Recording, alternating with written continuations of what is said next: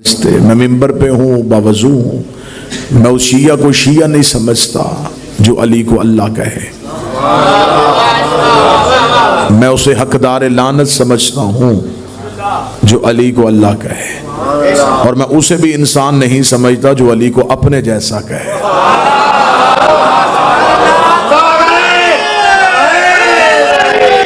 यार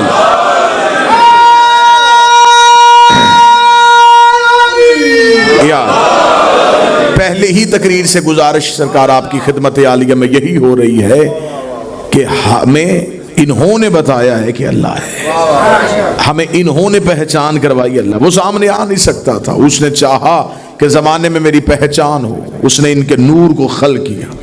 उसने कहा अगर तुमने मेरी पहचान करवानी है फिर मेरा भी हक बनता है, मैं तुम्हें इतना पाकीज़ा बनाऊंगा, इतना तैयब बनाऊंगा, इतना ताहर बनाऊंगा, इतना दाना सुबल बनाऊंगा, ऐसा मौला कुल बनाऊंगा, मैं तुम्हें इतना हसीन बनाऊंगा कि ये दुनिया के लोग जाने तुझे माने मुझे।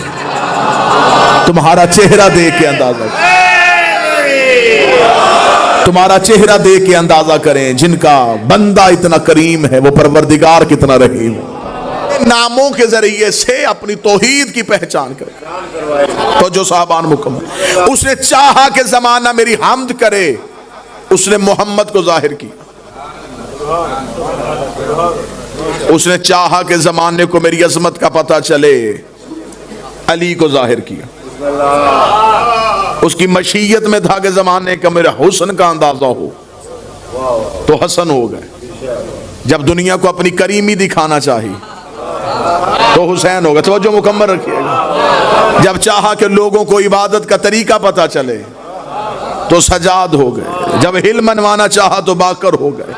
अपनी जुबान ने सिद्क मनवाना चाही तो सादिक हो गए। अपनी अता मनवाना चाही तो कासम को जाहिर कर दिया। अपनी रजा मनवाना चाही तो रजा को जाहिर कर दिया।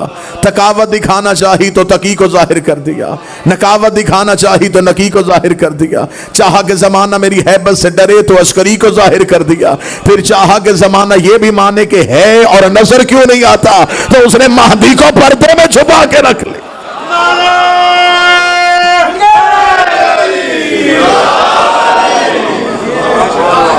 खालिक अल्लाह, मालिक अल्लाह, लेकिन ये अल्लाह की वो हुज्जतें हैं जो हमें अल्लाह तक पहुंचाती हैं और तौहीद के अहकामात हम तक पहुंचाते हैं।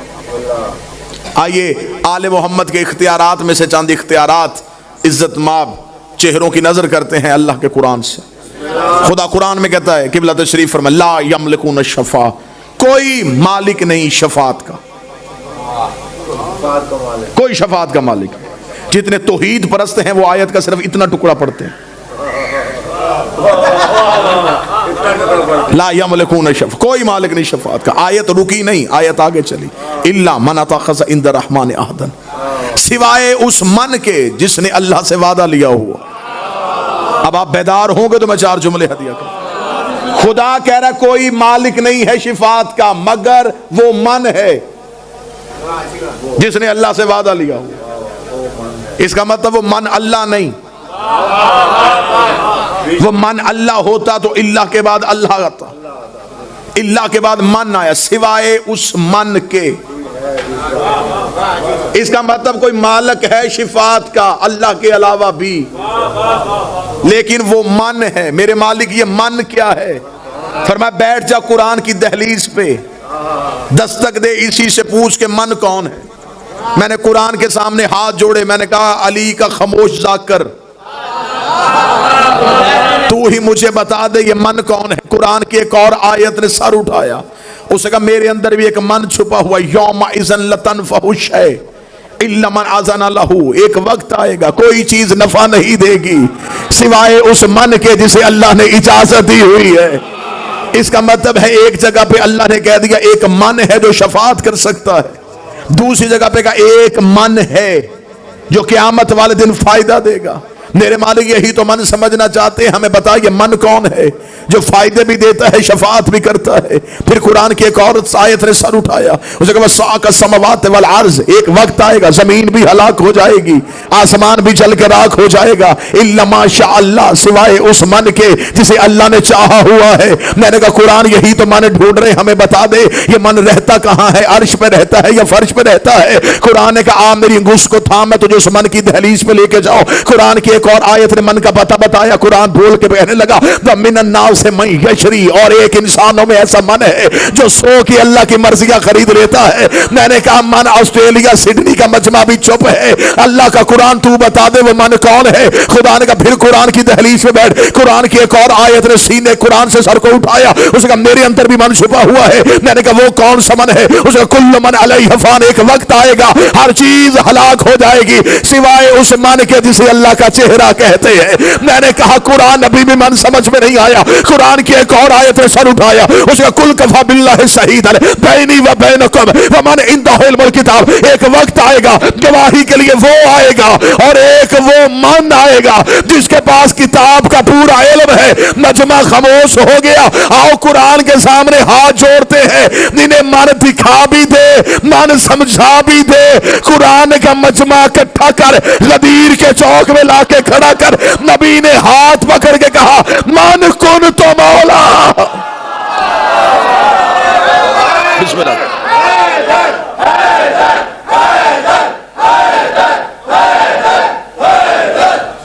من کن تو مولا یا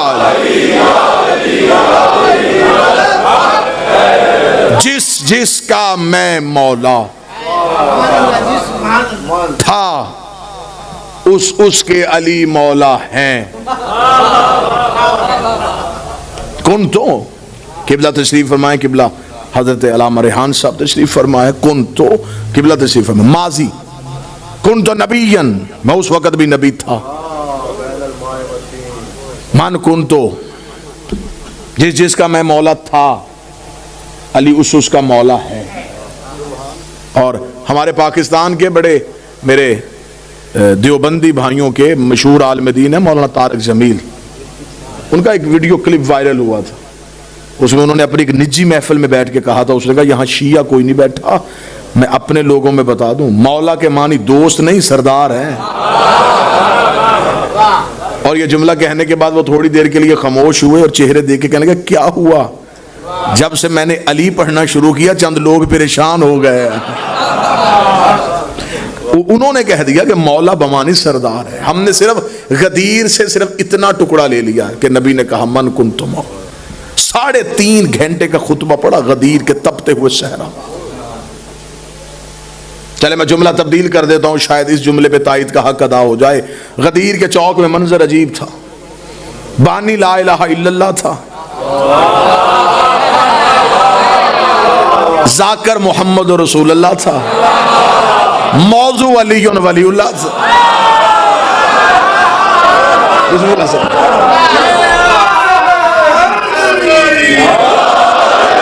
اور صرف ایک ہاتھ پکڑ کے بلند نہیں کیا، صرف ایک ہاتھ پکڑ، نہ بلا تشبیہ، نہ رسول نے امیر المومنین کو دونوں بازوؤں سے پکڑ کے اٹھایا۔ کتب یہ لکھتی ہے کہ مولا علی کی بغل کی سفیدی ظاہر ہو رہی تھی، یوں رسالت نے امامت کو اٹھا لیا۔ اب عمران بھائی جملہ میں پھر تبدیل کر رہا ہوں، نبوت چھپ رہی تھی، امامت طلوع ہو رہی تھی۔ چھپتی ہوئی نبوت نے اٹھتی ہوئی امامت کو دکھا دیا اور کہہ دیا یہ ہے میرے بعد حاکم بھی سردار بھی۔ 3.5 گھنٹے کا خطبہ غدیر کے صحرا میں علی ولی اللہ پہ پڑھا گیا۔ موضوع سے ایک لمحے کے لیے نہیں ہٹوں گا، اپنے منکر معاف کر دیتا ہے، حجت کے منکر معاف نہیں کرتا۔ ادھر علی کی ولایت کا اعلان ہوا تو غدیر کے مجمع میں سے ایک اٹھا، جسے پہلی تمہیدی تقریر یاد ہے، وہاں بھی ایک اٹھا تھا، یہاں پھر ایک اٹھا، اس نے بھی حجت کا انکار کیا۔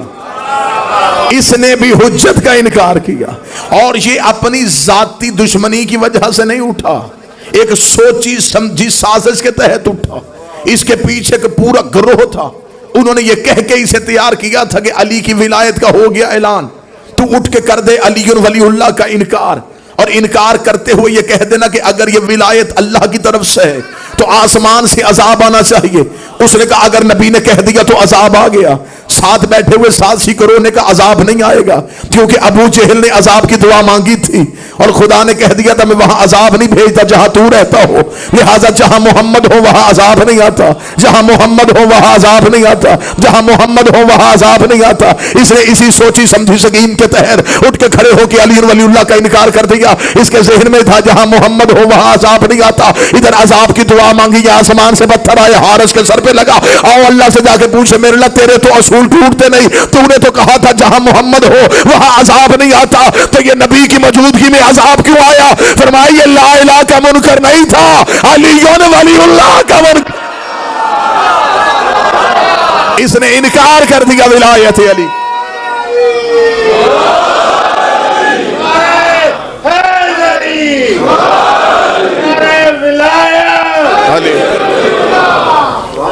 کتنی ضروری تھی ولایت علی، نمازی، حاجی، صحابی، روزے دار، کھڑا بھی نبی کے قریب۔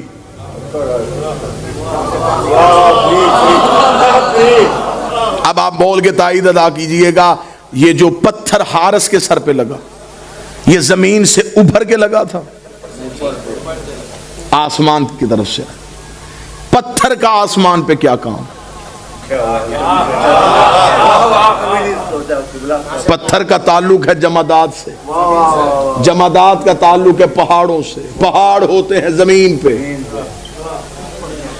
جنت میں پہاڑ ہیں لیکن نور کے، پتھر کہاں سے آیا؟ اگر مجمع خطیب کو پریشان کر سکتا ہے تو چند لمحوں کے لیے ہم بھی تو امتحان لے سکتے ہیں۔ یہ پھر پتھر کہاں سے آئے؟ آئے پھر قرآن ہی کے پاس چلتے، کیونکہ جتنے راز اس کے سینے میں چھپے،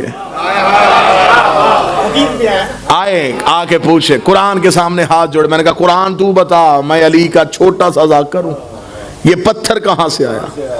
قرآن نے دھیمے لہجے میں کہا الم تر کیف فعل ربک باصحاب الفیل، تمہیں یاد نہیں ہم نے ہاتھی والوں کے ساتھ کیا سلوک کیا تھا؟ ابرہا ہاتھی لے کے آیا تھا، خدا نے ابابیل بھیج دیے، وہ سب سے بڑے لے کے آیا، اللہ نے سب سے چھوٹے بھیجے۔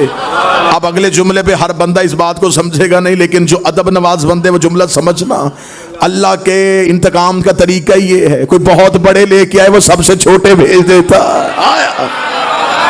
وہ سب سے بڑے لے کے آیا، اللہ نے سب سے چھوٹے بھیجے۔ ابابیل کی چونچ میں ایک ایک پتھر کا ٹکڑا اور ایک ایک ہاتھی کا شکار کرنے کے لیے بھیج دیا۔ جاؤ قرآن اٹھا کے دیکھو، ایک بھی ابابیل کا نشانہ خطا نہیں ہوا، ایک بھی ابابیل کا پتھر ایسا نہیں ہوا کہ ہاتھی کو نہ لگا اور زمین پہ آ گیا ہو۔ میرے مالک یہ ابابیل کے نشانے خطا کیوں نہیں ہوئے؟ فرمایا انہیں ہم نے بھیجا تھا اور جنہیں ہم بھیجے ان میں خطا ہو ہی نہیں سکتی۔ ابابیل کی چونچ سے پتھر کا نکلنا تھا، ایک ایک ہاتھی کے سر پہ لگتا گیا، ہاتھی ہلاک ہوتا گیا۔ کتابیں چاہو گے ریفرنس دکھانے کے لیے تیار ہو، تفسیر امام رضا سے لے کے تفسیر ابو حمزہ سمالی تک یہ روایت موجود ہے۔ 8ویں بادشاہ سے پوچھا گیا تھا مالک یہ پتھر کہاں سے آئے تھے؟ مولا نے پورا واقعہ بیان کرتے ہوئے کہا جب ایک ایک ابابیل ایک ایک ہاتھی کا شکار کر رہا تھا تو ایک ابابیل کو آ کے اللہ کے فرشتے نے اس کے کان میں اللہ کی وحی کو پہنچایا کہ تو نے اپنے حصے کا پتھر ہاتھی کو نہیں مارنا، فلاں غار کی کوہ میں جا کے بیٹھ جا، تیرے رزق کا ذمہ داری توحید کے ذمہ ہے، تیری سانسوں کی حفاظت اللہ کے ذمہ ہے، تو غار کی کوہ میں جا کے بیٹھ جا، تو اگلی وحی کا انتظار کر۔ وہ ابابیل اللہ کے حکم کے ساتھ غار کی کوہ میں جا کے بیٹھ گیا، اس کی زندگی کا تحفظ توحید کے ذمہ ہو گیا، اس کے رزق کی ضمانت اللہ کے ذمہ ہو گئی۔ ادھر مہینے صدیوں میں بدلنے تھے، غدیر کے چوک میں حارث نے علی ولی اللہ کا انکار کیا، فرشتے نے اسی کے کان میں آ کے کہا خدا کے اپنے حصے کا پتھر نکال اس کے سر پہ مار تاکہ میں دنیا کو بتاؤں وہ مکان کا دشمن تھا، یہ مالک مکان کا دشمن۔ بسم اللہ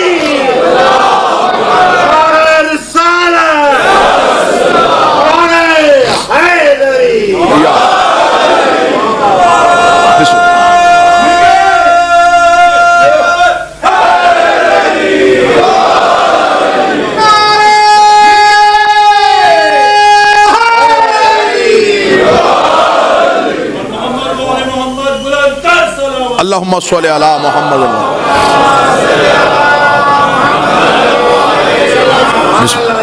حارث لا الہ الا اللہ کا بھی قائل تھا، محمد رسول اللہ کا بھی قائل تھا. انکار کر دیا ولایت علی کا. اگر حجت کا اقرار نہیں تو پھر توحید کا بھی انکار ہے. میں کوشش کر رہا تھا کہ میٹھی گولی سے آرام ہے، خطرناک حدیث کا سہارا نہ لینا پڑے. علی کو چھوڑ کے، دشمنی علی سے کر کے، دل میں بغض آل محمد کا رکھ کے نمازی مصلی بچھاتا ہے. ابلیس قریب کھڑے ہو کے سننا شروع کر دیتا ہے. وہ پڑھتا رہتا ہے، ابلیس سنتا رہتا ہے. وہ پڑھتا رہتا ہے، ابلیس سنتا رہتا ہے. وہ نماز ختم کرتا ہے، ابلیس کہتا ہے تو وضو کر رہا تھا میں دیکھ رہا تھا، تو مسح کر رہا تھا میں سوچ رہا تھا، تو مصلی پہ آیا میں دیکھ رہا تھا، تو نے پوری نماز پڑھی میں سوچتا رہا. اگر خدا نے تیری قبول کرنی ہوتی تو میری بھی کر لیتا، کیونکہ تو بھی حجت کا منکر ہے، میں بھی حجت کا منکر ہوں. اگر وہ صفی اللہ کا منکر برداشت نہیں کرتا تو علی ولی اللہ کے منکر کو کیسے؟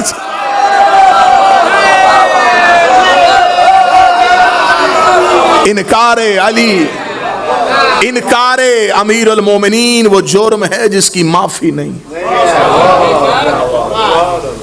ہر جرم قابل معافی ہے سوائے انکار ولایت علی ابن ابی. کسی سے لکھوا کے دے دیجیے، قرآن کے حاشیے پر لکھ کے دے دے کہ کسی کے پاس اعمال کی گٹھڑی ہو لیکن علی کو تسلیم نہ کرتا ہوں، تو رسول کی حدیث ہے، معصومین کی حدیث ہے کہ جنت تو کیا، جنت کی خوشبو کو بھی نہیں سونگھ سکتے. رسول سے آگے صحابی نے کہا تھا یا رسول اللہ حسنات کتنے اور سیئات کتنے، نیکیاں کتنی اور گناہ کتنے؟ اس کے ذہن میں تھا نبی لکھوائیں گے نماز نیکی ہے، جھوٹ گناہ ہے، روزہ نیکی ہے، چوری گناہ ہے. نبی مسکرائے اور فرما گیا، نبی نے مسکرا کے کہا نیکی بھی ایک ہے گناہ بھی ایک ہے. اس نے کہا یا رسول اللہ میں نیکیاں پوچھنے آیا ہوں. فرمایا وہ نیکی بتانے لگا ہوں جس کی وجہ سے نیکیاں نیکی ہیں، وہ گناہ بتانے لگا ہوں جس کی وجہ سے نیکیاں بھی گناہ ہو جاتی ہیں. اس نے کہا مولا وہ کون سا؟ فرمایا حب علی سے بڑی نیکی کوئی نہیں، بغض علی سے بڑا گناہ کوئی.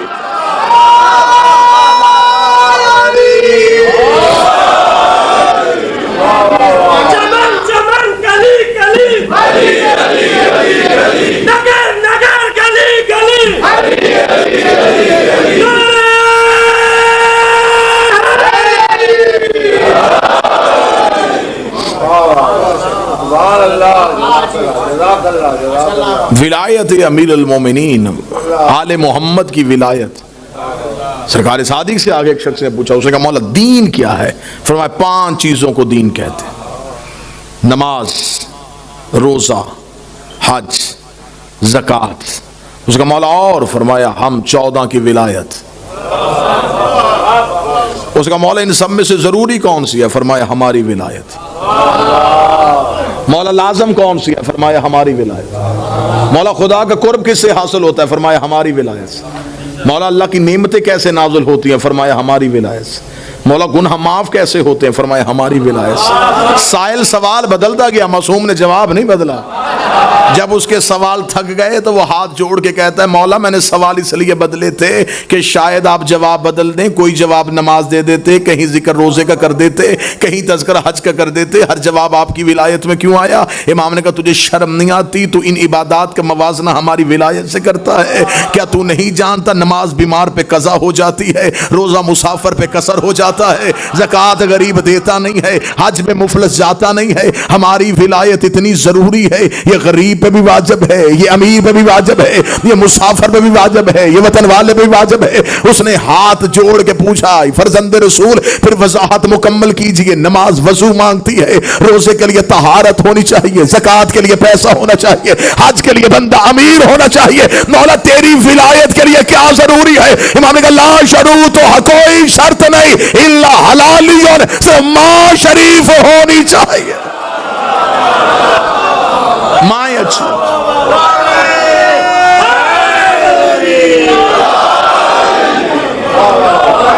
یہ ہو ہی نہیں سکتا کہ کوئی بندہ پڑھتا علی ولی اللہ ہو اور اس کا عقیدہ توحید مشکوک. آج زمانہ ختم نبوت کے لیے پہرے دے رہا ہے. ختم نبوت کی سب سے بڑی دلیل کا نام علی ولی اللہ. ہم نے محمد رسول اللہ کے بعد دروازہ کھلا نہیں چھوڑا. علی ولی اللہ کا تالا ہے. کوئی نبی بنے بھی تو کیسے بنے؟ وہ ولایت علی دے کے پیچھے ہٹ جائے گا کہ جب علی جیسا نبی نہیں بن سکا. 70 مقامات میں نبی کی حدیث ہے، یا علی لحمک لحمی دمک دمی جسمک جسمی حربک حربی. علی تیرا خون میرا خون، تیرا جسم میرا جسم، تیرا گوشت میرا گوشت. انت منی وانا منک، تو مجھ سے ہے، میں تجھ سے ہوں، تو مجھ سے ہے، میں تجھ سے ہوں. ساری زندگی رسول کہتے رہے علی تو مجھ سے ہے، میں تجھ سے ہوں. ساری زندگی علی نبی کے قدموں میں بیٹھ کے کہتا رہا میں تیرا نوکر ہوں، میں تیرا غلام ہوں. ہمارا طریق مسلمان سے سوال اتنا ہے کہ علی خون ہو کے اپنے آپ کو نوکر کہلواتا رہا اور بندے نوکر ہو کے برابری نبی کی کیسے کرتے رہے؟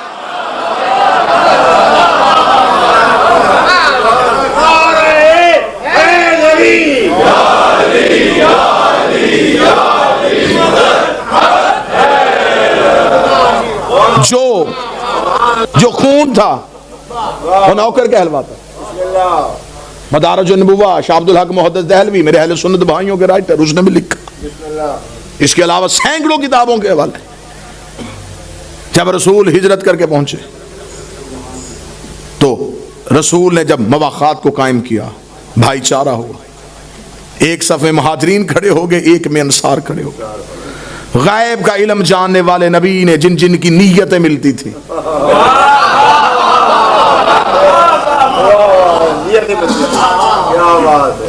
خاموشی پہ گلا نہیں، پریشانی پہ گلا ہوگا. نیتیں جن جن کی ملتی تھی اس کا ہاتھ پکڑا، جس سے ملتی تھی اسے اس کا بھائی بنا دیا. اب کچھ ممبر کی بھی نزاکتیں ہوتی ہیں، آپ نہ پوچھئے گا کس کو کس کا بھائی بنایا. یہ کتابوں میں لکھا ہے، بس میں نے اتنا ہی بتا دیا. جس جس کی ذہنیت ملتی تھی عمران بھائی اسے اس کا بھائی بنا دیا. جب مہاجرین انصار ایک دوسرے کا بھائی بنا دیا، شاہ عبدالحق محدث دہلوی میرے اہل سنت بھائیوں کے رائٹر لکھتے ہیں کہ جب ہر ایک دوسرے کا بھائی بنا دیا تو مسجد نبی کے کونے پہ بیٹھا ابو طالب کا بیٹا علی رو رہا تھا. رسول نے قریب جگہ ماذا یبکی علی ابن ابی طالب، ابو طالب کا بیٹا علی تو کیوں رو رہا ہے؟ علی نے سر اٹھا کے یا رسول اللہ، ہر ایک کو دوسرے کا بھائی بنایا، نہ علی کو کسی کا بھائی بنایا، نہ کسی کو علی کا بھائی بنایا. جملے شیعہ کتاب میں نہیں، جملے اہل سنت کتاب میں ہے. رسول نے ایک نظر صحابہ کو دیکھا، پھر علی کو دیکھا، پھر صحابہ کو دیکھا، پھر علی کو دیکھا، پھر صحابہ کو دیکھا، پھر علی دیکھ کہا ان میں کوئی تجھ جیسا ہوتا، ان میں کوئی تجھ جیسا ہوتا، ان میں کوئی تجھ جیسا ہوتا میں تیرا بھائی بنا دیتا. یا علی انت اخی فی الدنیا والآخرہ، تو یہاں بھی میرا بھائی ہے، وہاں بھی میرا بھائی، یہاں بھی میرا بھائی، وہاں بھی میرا بھائی.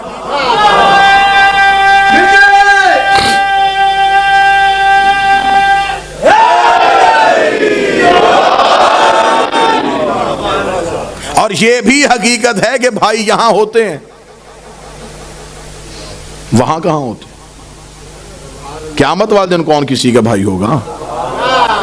خدا کہتا میں تو قیامت والے رشتوں کی پہچان ہی چھین لوں. وہاں کوئی رشتہ داریاں نہیں چلنی، نہ رشتہ داریاں چلیں گی نہ یاریاں چلیں گی. وہاں چلے گی تو اطاعت حجت چلے گی.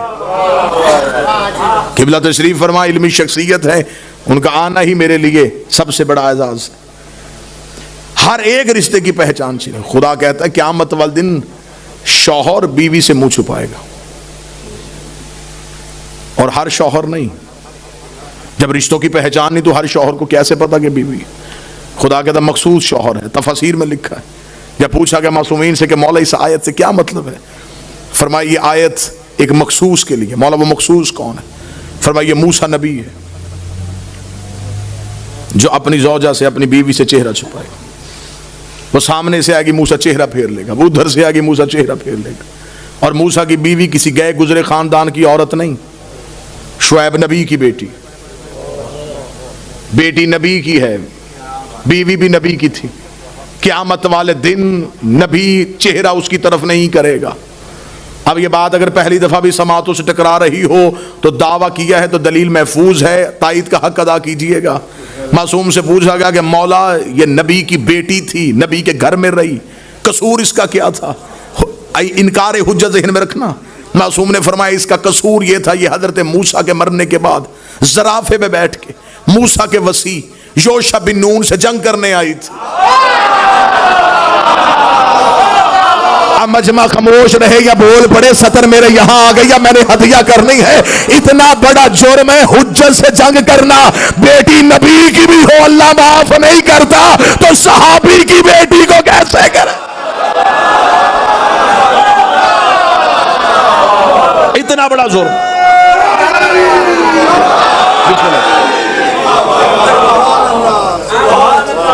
قصور یہ ہے کہ اس نے حجت سے جنگ کی تھی، کوئی کسی کا نہیں، لیکن یا علی انت اخی فی الدنیا والآخرہ۔ ربیع الاول کا چاند ہو گیا، کل والا دن جو ہے اسے نسبت ہے ہجرت کے ساتھ۔ رسالت مآب نے مکہ چھوڑا اور رسول نے کہا اے میرا نبی جانے سے پہلے بستر پہ اسے چھوڑ کے جا جو تجھ میں سے ہے۔ رسول نے مولا علی کو، یہ سب نے لکھا متفق علیہ، اس میں تو ایک لمحے کے لیے بھی تضاد نہیں، کہ رسول نے مولا علی کو اپنے بستر پہ لٹایا۔ میں نے اپنے اہل سنت دوست ہیں، عالم دین بھی ہیں، ان سے میں نے پوچھا، میں نے کہا سرکار میری سمجھ میں نہیں آتا کہ رسول نے مولا علی کو کیوں سلایا تھا؟ اس نے کہا جی وجہ یہ تھی کہ رسالت مآب کے جسم سے نور نکلتا تھا، تو آج وہ چاہیے تھا جس کے جسم سے نور نکلتا ہو، تو نور کی وجہ سے رسول نے امیر المومنین کو سلا دیا تھا۔ اب انہوں نے اپنی طرف سے بڑی عقیدے کی چھلانگ لگائی کہ شیعہ بندہ ہے، ہو جائے گا کہ میں بھی علی کو نور سمجھتا ہوں۔ میں نے ایک لمحے کے لیے میں نے کہا سرکار ناراضگی معاف مجھے بتائیے گا کہ اگر نور ہی کی وجہ سے آپ نے پھر علی مولا کا انکار کر دیا، آپ نے کہا مجبوری نور تھی، نور کی وجہ سے سلایا، تو رسول نے حضرت جبریل کو کیوں نہیں سلایا؟ اسے کہہ دیتے ہے بھی فرشتہ ہے بھی نور سے، کافر حملہ کر بھی دیتے تو تلوار تو چلنی نہیں تھی، فرشتہ تھا۔ وہ دیکھ کے کہتے جی اب آپ تو ضد کر گئے ہیں، آپ کو نہیں پتا کہ جبریل نبی کا نوکر ہے، اور نوکر کی ضرورت کیا کہ سردار کے بستر پہ لیٹے، خادم کی ضرورت کیا کہ سردار کے بستر پہ لیٹے۔ میں نے کہا جملہ تو آپ مان گئے، جو محمد ایک رات کے لیے اپنے بستر پہ جبریل جیسا نوکر نہیں بٹھاتا، وہ اپنے بعد اپنے منبر پہ کسی نوکر کو کیسے بٹھا، جس نے ایک رات کے لیے۔ پھر میں نے فوراً وہیں پہ بیٹھے بیٹھے ان سے دوسرا سوال کیا، میں نے کہا آپ چلے اتنا بتائیں کہ رسول امانتیں کسے دے کے گئے تھے؟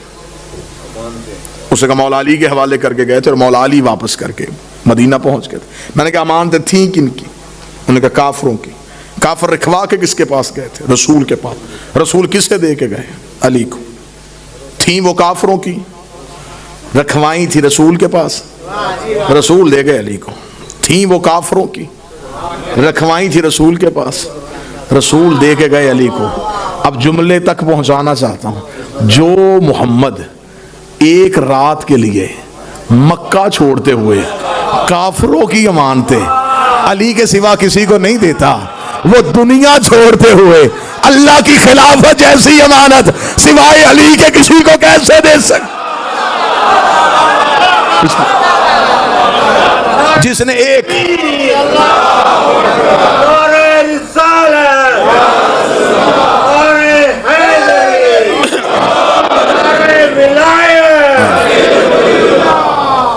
ساری رات سوئے ہوئے علی کو مکے کے کافر نبی سمجھتے رہے۔ رسول نے کہا تھا یا علی آج میرے بستر پہ موت ہے، سو جا۔ کتنا معرفت سے بھرا ہوا جملہ ہے، میرے بستر پہ موت ہے سو جا۔ اس جملے کے پہلے حصے میں اطلاع ہے، دوسرے میں حکم ہے۔ موت ہے اطلاع، سو جا حکم۔ لیٹنا بندے کے اختیار میں ہے، اب موت سر پہ ہو پھر سو جا۔ صبح کو مالک اسر نے پوچھا یا علی نیند کیسے آئی؟ فرمایا جتنا مطمئن ہو کہ علی آج سویا۔ یا علی اطمینان کی وجہ؟ فرمایا نبی کہہ کے گئے تھے آج سو جا، صبح امانتیں واپس کر کے آ جانا۔ مجھے اتنا یقین تھا کہ ہر رات موت آ سکتی ہے، اس رات علی کو موت نہیں آ سکتی۔ یہ ہے یقین کی منزل، یہ ہے حجت پہ اعتماد۔ میں کیونکہ ہسٹری کا طالب علم ہوں، کتابوں میں لکھا، تاریخ میں واقعات لکھے، جب ایک عورت نبی کی مخبری کا خط اپنے بالوں میں چھپا کے جا رہی تھی تو رسول نے ایک مجاہد سے کہا کہ اس کے پاس ایک خط ہے، وہ لے کے آ۔ وہ اس کے پاس گیا، اس نے جا کے تلوار نکال کر، تیرے پاس کوئی خط ہے؟ اس نے کہا مجھے تیری جوانی کی قسم میرے پاس کوئی نہیں۔ اب آپ خود سمجھ سکتے ہیں کہ ایسے بندے کی جوانی کی قسم کھائی جائے جو جوان نہ ہو، اس سے زیادہ جلدی یقین کون کرے گا؟ انہوں نے فوراً یقین کیا، واپس پلٹے اور واپس پلٹ کے کہا یا رسول اللہ اس کے پاس خط نہیں۔ رسول نے دوسرے کہا تو جا، اسے جا کر تیرے پاس کوئی خط ہے؟ اس نے کہا مجھے تیری دلیری کی قسم میرے پاس کوئی نہیں۔ وہ بھی واپس پلٹے، یہ ہسٹری ہے۔ اس نے کہا یا رسول اللہ کوئی نہیں۔ رسول نے تیسرے کہا تو جا،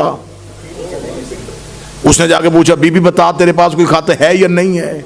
عورت ہے، ہم تجھے حملہ نہیں کر سکتے۔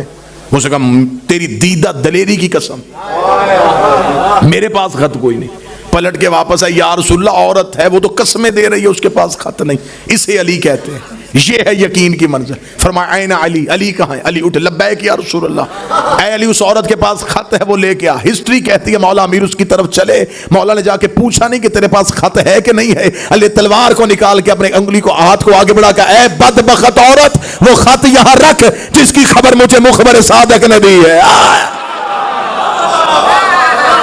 وہ خط یہاں رکھ۔ اس نے کہا یا علی میرے پاس خط نہیں۔ فرمایا تو 1000 دفعہ کہے، وہ کہہ رہا ہے۔ کلمہ تیرا نہیں پڑھا جاتا، کلمہ اس کا پڑھا جاتا۔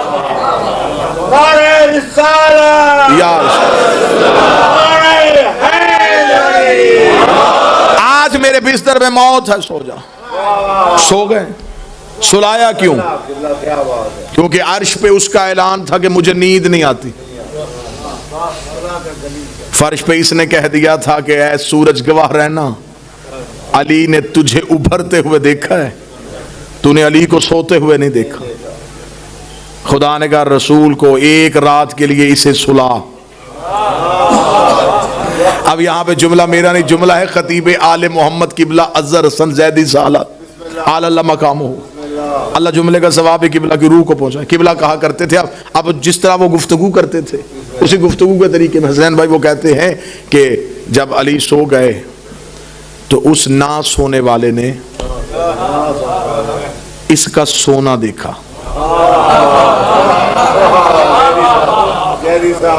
اس نے جبرائیل سے کہا کہ اس سے جا کے پوچھ کے سونا بیچے گا، تیرا سونا بڑا کھرا ہے، تیرے سونے میں ملاوٹ کوئی نہیں ہے، اتنا خالص سونا کیا تو بیچے گا؟ زیدی صاحب کہتے ہیں کہ جب جبرائیل نے آ کے امیر المومنین سے کہا کہ وہ آپ کا سونا خریدنا چاہتا ہے، فرمایا خریدنا کس نے ہے؟ اس نے۔ بیچنا کس نے ہے؟ تو نے۔ فرمایا تو کیوں کھڑا ہے؟ اسے کہہ مجھ سے مانگ۔ اب آواز آئی ہے سونے والے اپنا سونا بیچے گا؟ علی فرمایا اگر تیری چاہت ہے تو بیچ دیتا ہوں۔ فرمایا قیمت مانگ، کیا مانگتا ہے؟ اب یہ جملہ ہے جس پہ داد بنتی ہے۔ زیدی صاحب کہتے ہیں اس نے kہا قیمت مانگ، کیا مانگتا ہے؟ اس نے کہا جو تیری مرضی وہ دے دے۔ ہائے ہائے، اس نے پھر اپنی ساری مرضیاں اسے دے دی۔ اب یہ مرضیوں کا مالک بن گیا۔ ایک رات، ایک چند لمحوں کے لیے آنکھیں بند کی اور مرضیاں خریدی۔ جس کی بند آنکھوں سے اللہ کی مرضیاں خرید ہوتی ہوں۔ اور ادھر مکے کے مشرک کافر جب پتہ چل گیا کہ رسول اپنے بستر پہ علی کو چھوڑ کے گئے تو 70 نوجوانوں نے، تاریخ کہتی ہے ہسٹری، 70 نوجوانوں نے اپنی تلواریں اپنے ہاتھ میں رکھ کے ابو جہل کے سامنے جا کے اپنے بتوں کی قسمیں کھائیں کہ ہم ایک لمحے کے لیے بھی ایک انچ پیچھے نہیں ہٹیں گے، علی کو قتل کریں گے۔ 70 نوجوانوں نے قسمیں کھائیں، آگے آگے ابو جہل، پیچھے پیچھے 70 جوان جلوس لے کے مکہ کی گلیوں سے ہوتے ہوئے سرکار حضرت عمران کے دروازے پہنچے۔ ابو طالب کی حویلی کا دروازہ کھلا، علی کا پہلا قدم مکے کے بازار میں آیا، ابو جہل نے اشارہ کیا، 70 نوجوانوں نے علی کے گرد گھیرا باندھا. ابو جہل نے دیکھ کے کہا علی تجھے کہتے تھے تو محمد کو چھوڑ دے، تو نے نہیں چھوڑا، اب وہ تو چلا گیا ہے، تجھے اکیلا چھوڑ کے چلا گیا. اگر میں ان نوجوانوں کو اشارہ کروں یہ میرے ابرو کے منتظر ہیں، یہ تیرے سر کو تن سے جدا کریں گے، تو اب بھی محمد کو چھوڑ دے، ہم پھر بھی تجھے امان دے دیں گے، ہم پھر بھی تجھے مکے میں رہنے کی جگہ دیں گے. اتنا کہنا تھا، 70 نوجوان گرد گھیرا باندھ کے علی کو دیکھ بھی رہے ہیں اور چل بھی رہے ہیں، دیکھ بھی رہے ہیں، چل بھی رہے ہیں. طریق کہتی ہے نہ میرے مرشد علی کے ماتھے پہ پسینہ ہے، نہ چہرے پہ خوف آیا. علی نے دھیرے دھیرے اپنے باپ ابو طالب کی تلوار کو نیام سے نکالا، نیام سے نکال کے علی نے تلوار کی نوک ابو جہل کی ناک پہ رکھا، رستہ چھوڑ اور اتنا یاد رکھ جو میرا ہاتھ روکا کرتا تھا آج مکے میں نہیں ہے، جو ہاتھ روک لیا کرتا تھا وہ آج مکہ میں نہیں ہے. بسم اللہ.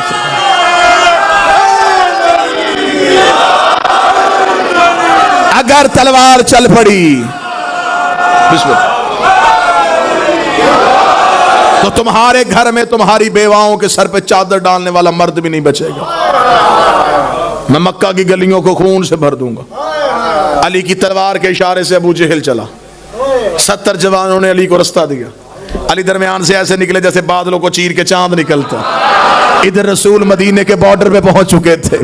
رسول نے تھکے ہوئے سفر کے ساتھ اپنے سر سے امامہ اتارا، رسول کی زلفیں کھل کے رسول کے شانوں پہ آئیں. آواز آئی والشمس والضحیٰ، مجھے تیرے چمکتے ہوئے چہرے کی قسم ہے. جاتا ہوا جبریل پھر پلٹ کے واپس آیا، اس نے والقمر اذا تلاہا، اور اس چاند کی قسم جو تیرے پیچھے آ رہا ہے. نبی نے پیچھے مڑ کے دیکھا، پیچھے علی آ رہا.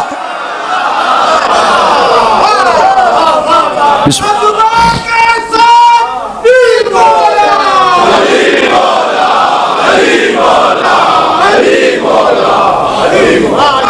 بسم اللہ.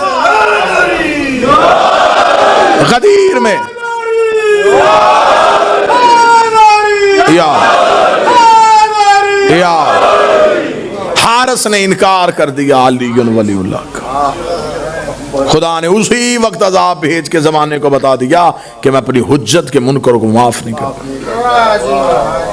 تاریخ میں مجھے یہ 2 حارث نام نظر آ رہے ہیں. ایک وہ حارث ہے جو مرحب کا بھائی تھا، جو خیبر میں آیا تھا، اسے علی نے مارا تھا. ایک یہ حارث ہے جو غدیر میں آیا، اسے اس نے مارا ہے. میرا تو خیال ہے شاید اللہ اور علی کے درمیان یہ معاہدہ طے پا گیا تھا، میرے دشمن تو مارے گا، تیرے دشمن میں ماروں گا. علی نے پھر ساری زندگی توحید کے دشمن چن چن کے مارے. اب خدا اپنے وعدے کو پورا کرے گا. وہ ولایت علی کے مجرم کو معافی نہیں دے گا. رو کے کہے گا فرشتوں سے کہ انہیں روکو، ان سے ایک سوال باقی ہے. ابھی پوچھا جائے گا ان سے ولایت علی کے بارے میں.